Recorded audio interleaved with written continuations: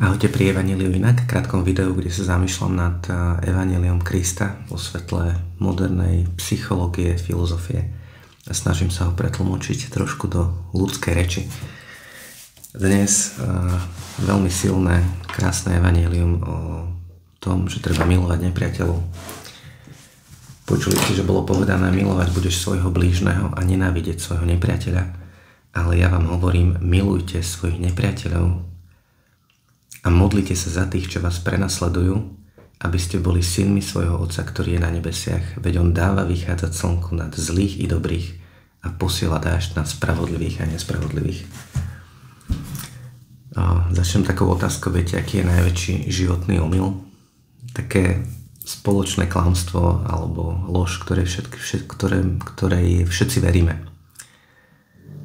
A to klamstvo je, že my všetci si myslíme, že život by mal byť fér.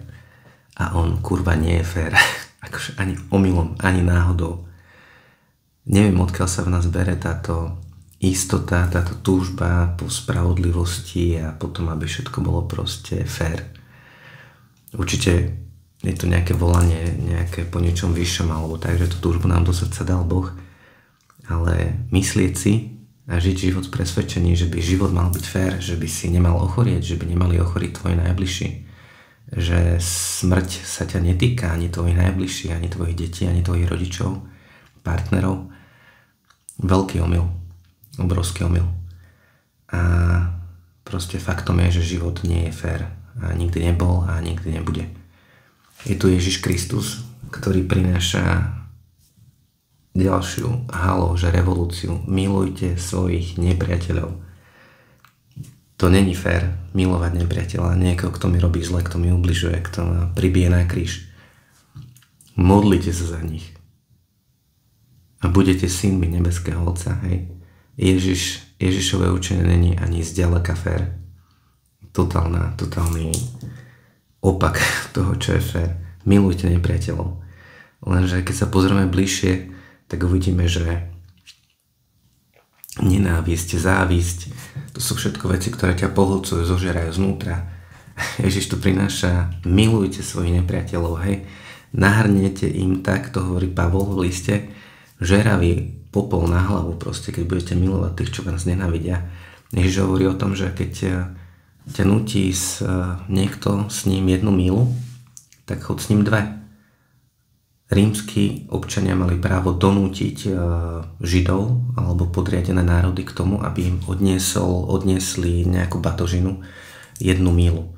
A Ježiš hovorí o tomto práve Rímanov, čo Židia nenávideli Rímanov, proste hovorí o tom, že ak ťa bude nútiť ísť 1 mílu, požadovať od teba, chod s ním 2. Chod s ním 2. Proste úplne, že zober mu tú zbraň, proste, ktorú má proti tebe, tú nenávisť, ktorá ťa drží a choď 2 míle, hej.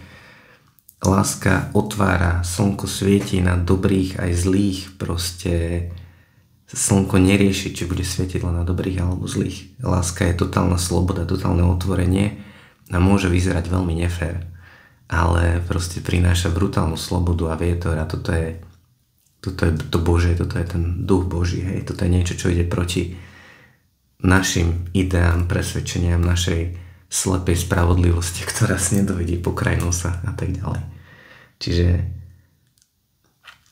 Čiže asi toľko, neviem, možno som sa trošku stratil, ale celá pointa je taká, že život nemá byť fér, aj keď si to myslíme, a Kristové učenie istým spôsobom tiež není fér, pretože ide proti nejakým takým zákonom a našim klasickým presvedčeniam a posúva nás na úplne iný level.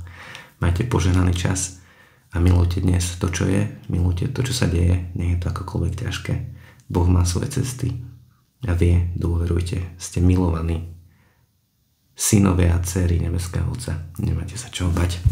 Ahojte.